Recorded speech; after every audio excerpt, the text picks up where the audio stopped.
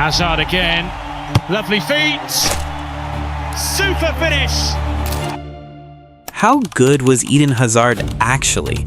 Because if you only remember the Real Madrid ending, then you do not remember Eden Hazard at all. You remember the injuries, the frustration, the body language, the 7 goals in 76 appearances, and a move that never became what football thought it would be. But before all of that, Hazard was one of the most terrifying 1v1 players of his generation.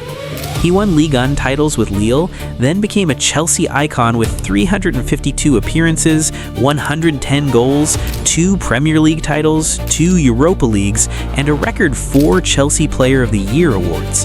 In the Premier League alone, he finished with 85 goals and 54 assists in 245 matches. Between his first and last Premier League seasons, he was the only player in the competition to hit both 50-plus goals and 50-plus assists, and he led the league in chances created and completed dribbles across that span. This was not just a winger with tricks. This was a player defenders kicked because they could not stop him legally. A player who completed 909 dribbles in the Premier League during his Chelsea years, and in Chelsea's 2014-2015 title-winning season alone, completed 180 dribbles, one of the highest single-season totals Opta has recorded. At Lille, he won the Ligue 1 Young Player of the Year award, then won the Senior Player of the Year award twice.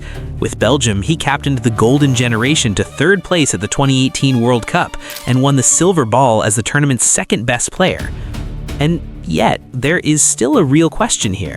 Because Hazard never won the Ballon d'Or. He never had a Messi or Ronaldo scoring volume. He never dominated the Champions League the way his talent suggested he could.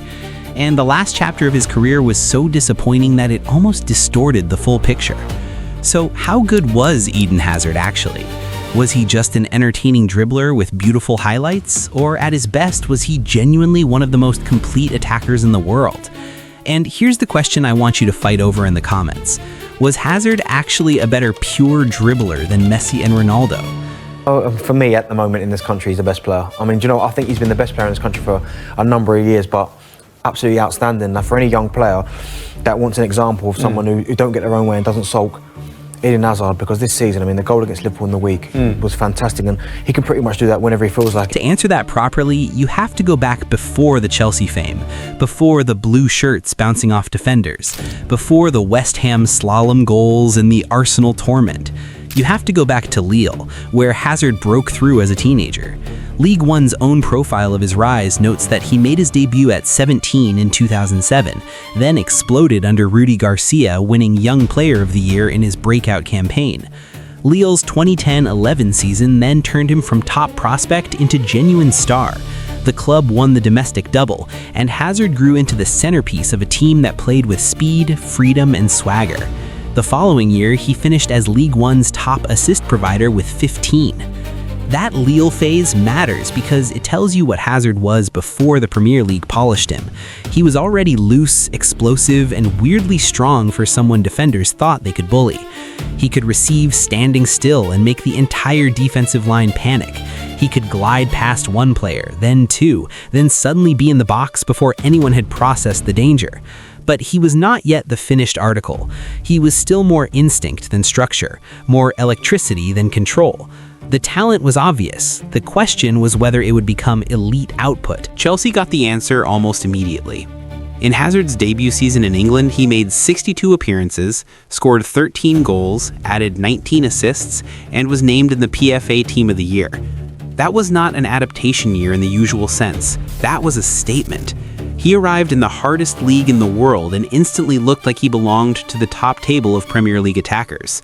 But even then, the final version had not arrived yet. He was brilliant, but not yet the man who could drag title races by the throat. The first full Chelsea version of Hazard was devastating, but incomplete. He could embarrass fullbacks, carry the ball 40 yards, create something from nothing, and make the game feel tilted toward him whenever he got isolated. But the criticism was not fake. He was not yet a ruthless scorer on the level of the true stat monsters. He could drift in and out of games at times, His talent was obvious enough that by 2014, he was already being described by the PFA as a fearless, explosive attacking midfielder who could change matches with pace or a dribble. But there was still a gap between being spectacular and being season-defining. Then came the transformation. The 2014-15 season is the chapter where Hazard stopped being just an outrageous talent and became the best player in England. He won the PFA Players Player of the Year award as Chelsea won the Premier League and League Cup, and he was central to that title run. This was the season where the dribbling, decision-making, ball carrying, chance creation, and end product all aligned. Premier League and Chelsea data from his Chelsea years showed just how absurd his all-round influence became. 595 chances created, 909 completed dribbles, 85 league goals, and 54 assists. And in that 2014-15 title-winning campaign, he completed 180 dribbles, a ridiculous number for a player also carrying creative and scoring responsibility. What made Hazard special was not that he did one thing better than everyone else. It was that he could distort matches in multiple ways at once. He could beat players in tight spaces. He could carry transitions by himself. He could take fouls to relieve pressure. He could create without needing a perfect structure around him. He was both a chaos player and a control player, and that combination is rare. Plenty of dribblers are fun. Plenty of creators are efficient. Hazard, at his best, was both. That is why he became the central attacking reference point for title-winning sides rather than just a highlights machine. The Premier League's own Hall of Fame profile describes his dribbling and ability to single-handedly decide matches as pivotal to Chelsea's 2 title wins. And yet, even in the middle of all this greatness, the doubt never fully disappeared. Part of that is because when you are compared with Messi and Ronaldo, the standard becomes unfair. Hazard was never going to score 50 goals a season. That was not his game. He was more about manipulation than repetition, about destroying shape rather than endlessly feeding his own numbers. But another part of the doubt was real. There were years when Chelsea were not dominant, and Hazard's own league goal tallies, while strong, did not always scream all-time monster. His greatness often lived in sequences, carries, turns, fouls won, and matches controlled, not just in box score brutality. So for some people, he looked like an artist more than an emperor. Then came his final Chelsea evolution, and for me, this is where the case for Hazard really hardens. By 2018-19, he was no longer just the electric winger of the Mourinho years or the title winner of 2014-15. He was a mature superstar carrying a dysfunctional team. Chelsea's own record of his final season says he scored 21 goals in all competitions, his best single-season tally for the club. In the Premier League, he finished with 15 assists and won the Playmaker Award. In Europe, he dragged Chelsea through the Europa League run, scored twice in the final against Arsenal, set up another goal, and was later named UEFA Europa League Player of the Season. That final Chelsea version of Hazard was less about youthful chaos and more about control. He knew exactly when to speed up, when to pause, when to commit defenders, and when to kill the game. And then came the interruption that changed how people remember him. Hazard left Chelsea in 2019 to join Real Madrid, following what Chelsea themselves called his childhood dream. On paper, the move made complete sense. He was 28, coming off one of his best seasons, and had just signed off at Stamford Bridge with a masterclass in a European final. But the Madrid story collapsed almost immediately. Real Madrid's official statement on his departure says he spent 4 seasons at the club and won 8 trophies. Reuters described those years as a dismal spell, restricted by injury problems and a failure to settle. By the time he retired in 2023, that final chapter had become the dominant memory for too many people. This is the hardest part of judging Hazard fairly. If you let the Madrid ending do all the talking, you will underrate him badly. Madrid gave him trophies, yes, but not the version of Hazard football had fallen in love with. The acceleration dipped, the rhythm broke, the continuity vanished, and the body kept betraying him. That is tragic, but it is not the full measure of the player. Greatness is not erased because the ending was ugly. So, how good was Eden Hazard actually? He was not better than Messi. He was not greater than Cristiano Ronaldo. He did not build the same statistical empire, and his career does not have their longevity at the summit. But that is the wrong comparison if you are trying to understand what made Hazard special.